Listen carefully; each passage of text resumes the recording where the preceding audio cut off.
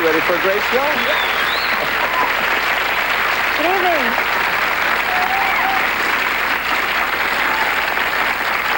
Good evening and welcome to our premiere show. In the coming months, we're going to be bringing you stories and people who, to say the least, are unusual. Unbelievable? No. Astounding. A little more. Okay, mind-boggling. Okay, incredible. Right. Right. That's right, Christina, and that certainly goes for our first story, which is an American television exclusive. It's a story about motherhood, a medical first, and a doubly incredible triple birthday. They're definitely not guinea pigs. It might be the first in the world, yes, but to us it's just what we wanted to do, and we've done it. She asked me, George, aren't you happy? And I said, yes, I'm very happy, I'm thrilled. I wasn't. I was terrified. Don't get too emotional and worked up, because there's a big chance it won't work. I just believe that if God didn't want it to happen, he wouldn't have let it happen. So far, it has never happened before. And this ever happening again may be very, very remote. I think it's a chance in a million.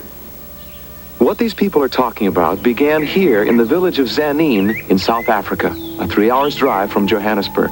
It involved the Ferreira George family, Karen, age 25, her husband Alcino, and their 4-year-old son, Alcino Jr. It also involved Karen's father, Raymond Anthony, and most of all, her 48-year-old mother, Pat, who would soon deliver for her daughter a most precious gift of life. To Mom and Dad.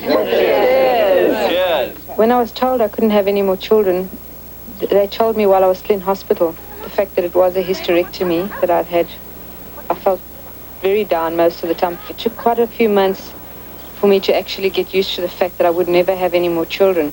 She became quite depressed after about 2 years, after Alcina's birth. And I thought, now I must now see if we can do something about it. And this is what I did. Pat proposed something extraordinary to a team of doctors in Johannesburg. Could they take eggs from her daughter, fertilize them with her son-in-law's sperm, implant them in her own body, and bring the resulting pregnancy to its successful term? Because everything is possible in medicine, there was a chance, but that's all we gave her, was a chance. But it was a challenge, and that's why we took it on. Firstly, we had to synchronize the menstrual cycles of two rather atypical ladies. The one who was not having periods, that's Karen, because she'd had a hysterectomy, and Pat, her mom, who was reaching the end of her reproductive life, in other words, her menopausal state, in which the menstrual cycles are disturbed and ovulation may not occur. And this posed some difficulties, which we overcame by putting both mother and daughter on the oral contraceptive pill. We did this for 2 cycles, and by so doing, at least synchronized as far as we were able. The doctors told us they could do it. We didn't realize at that stage that it was the first time in the world that a surrogate mother would be carrying somebody else's child completely. At the Vitalab Infertility Clinic, 11 of Karen's eggs were combined with her husband Alcino's sperm. 48 hours later, 4 of these fertilized eggs would be implanted in Pat's uterus. In 1 month, doctors would check for results. It was far in excess of any of our expectations when we scanned Pat and saw not 1 and not 2, but in fact 3 regular normal gestation sacs, each of which had a fetal heart beating.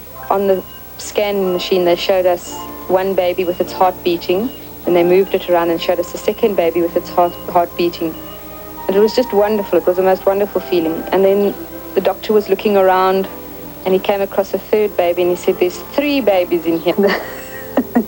Everybody started laughing, and the doctors started shaking hands with everybody and kissing everybody, and we all kissed everybody. Everybody kissed everybody. And it was really lovely. The most wonderful part of it all was my mother's birthday that day. And I think she says that it was the most wonderful present that anybody could give her. And it was quite a shock. And then about a couple of weeks later, you realize, yes, well, this is it, I'm carrying my grandchildren. Who is this for? For the babies. For the babies. Are they going to wear them? Yes. And where are the babies now? Where are the babies? In Granny's tummy. In Granny's tummy. And why are they in Granny's tummy? Because you haven't got no space. Haven't I got any space? Granny's got plenty of space, eh? Yes. The pregnancy soon stirred controversy. As Roman Catholics, the family was stunned when the Vatican declared all forms of artificial procreation to be morally illicit. I do consider our case slightly different, though. There's no money changing hands. It's not. It wasn't done for financial benefit or anything. It's probably the truest act of love you'll ever see between a parent and child.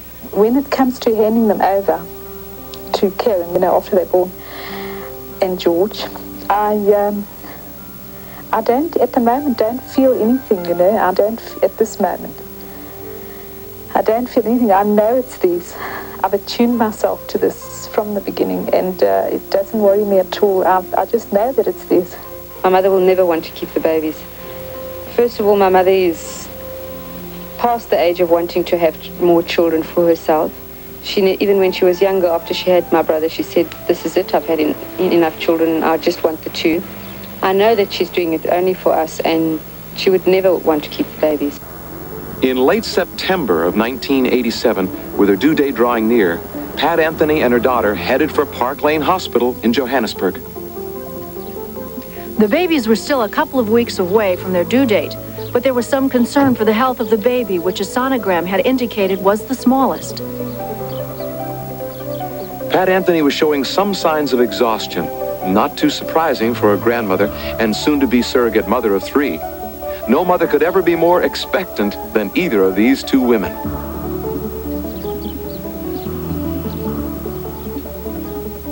Pat waited and rested for a few days, trying to gather all the strength she possibly could. And then came delivery day. On October the 3rd, 1987, at 6:10 in the morning, Pat Anthony successfully delivered triplets by cesarean section. The grandmother received a local anesthetic and was fully conscious throughout. Absolutely normal. The first child born was David at 5.5 pounds. David was healthy and perfect. And now the family anxiously awaited number 2.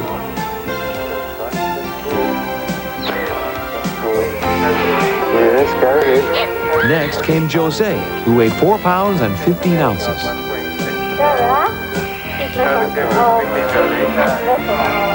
And 2 minutes later was Paula, the little girl Karen had wished for. Paula's birth weight was just 3 pounds and 9 ounces. The triplets are doing remarkably well. Congratulations to Pat Anthony and the entire Ferreira George family.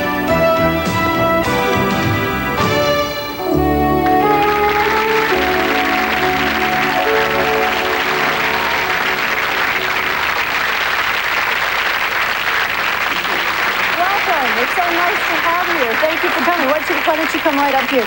I am absolutely stunned. I have 3 children of my own, and I have a 4th baby on the way. I can't imagine my mother asking my mother to carry this baby for me. She'd probably tell me to get lost. Pat, let me ask you something. When you see these babies, how do you feel towards them? Do you have a maternal instinct, or do you just think of them as your grandchildren? It's my grandchildren. Not at all. No maternal instinct. No. None at all? Not at all, no. That is amazing. Karen, may I ask you? Hi, sweetheart. Hi, how are you? May I ask you, how are the babies doing? Hi, I like you, yes. Look at her. How are the babies doing? Very well, very well. Very healthy, growing very well. Oh, that's wonderful. And Pat, may I ask you, if you had to do it all over again, would you do it?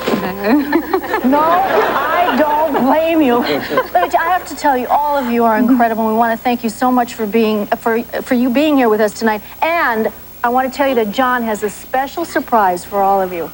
We found out, Christina, hi, lovely family, and welcome to Incredible Sunday. We found out, I have to turn this very carefully, can I come around the middle? Great, yes. That our triplets are exactly 1 year old this week. This week, a year ago, they were born.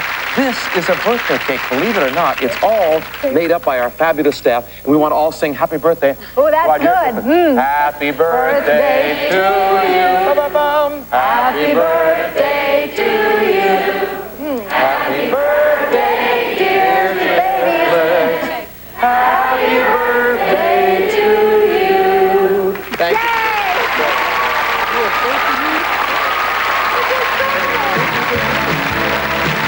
When we come back, We'll meet Nugget, a four-legged wonder on wheels. We'll also meet Rod Ansel, a man who claims to be the real Crocodile Dundee. When Incredible Sunday continues. Well, that's something I use in my massage treatments. That's for sprains and injuries. And so I use cabbage leaves and I cook them. It's nice and warm and penetrating and very healing.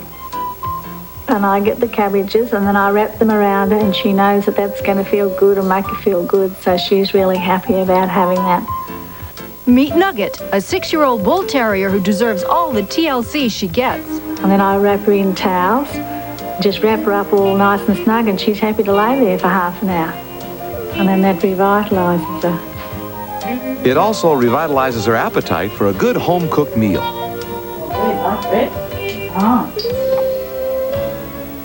Nugget doesn't know that she's a dog. She believes she's a human, and I guess we've always treated her like a human, so why should she think anything else? And she just includes herself as one of the family. So bye, Nugget. Have a good day. It's not at the dinner table, but at Manly Beach, near Sydney, Australia, that Nugget really shows her stuff.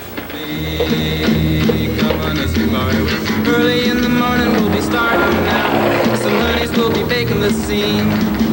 I loaded up my woody with the boards on top, and I put on my faded blue jeans. 'Cause we're up on Sunday, surfing to sea. Yes, I'm gonna take surfing to the Nugget, as you can plainly see, is one rad dog. Let's go surfing now. Everybody's learning now. Come on a safari with me. Come on a safari. Huntington, Malibu. All great athletes must live with pain, and Nugget is no exception. People aren't aware that she has a steel plate in one of the hips, so she did have that difficulty to overcome in her life anyway, which makes it even a better achievement that she can do that. And so she gets a bit stiff in the hind legs, I think because of that maybe. So I do Swedish and remedial massage on her. She's just happy to ride the board all the time. She doesn't know when to stop.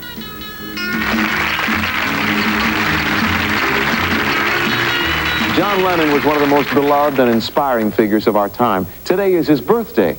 He would have been 48. Many people were moved by John Lennon's life and music. On the day he died, Denny Dent's life was forever changed. I was at a low in my life. And I prayed a prayer because I didn't feel like there was anything left. Denny's greatest hero had been snatched away. But unlike most who mourned the death, Denny transformed his grief into a new art form and a new career. I think that I would like to reiterate the message that I feel that the person that I'm painting has got. In the case of John Lennon, there was always a strong preoccupation or a concern about war and peace. If I'm going to get on the front page, I might as well get on the front page with the word peace. I'm someone who admired you very much. Well, I'm sorry you liked your mop tops, dear, and you thought I was very satirical and witty, and you liked Hard Day's Night, love, but I've grown up, but you obviously haven't. Have you? Yes, folks. Here was somebody who gave everything he had from his heart. Above us on the sky. Imagine all the people sharing all. James 11. From information I received while using a Ouija board, I believe that there will be an attempt to assassinate you. You may say I'm a dreamer. Approximately 11 o'clock this evening, John Lennon arrived at the emergency room at the Roosevelt Hospital. He was dead at the time of his arrival. I hope someday you'll join us. It hurts, but it's okay. Now, onward and upward. This is not a funeral, this is a celebration for what can't be killed. Today, you may have seen or heard other tributes to John Lennon, but the one you're about to see is truly unique. It will be presented here.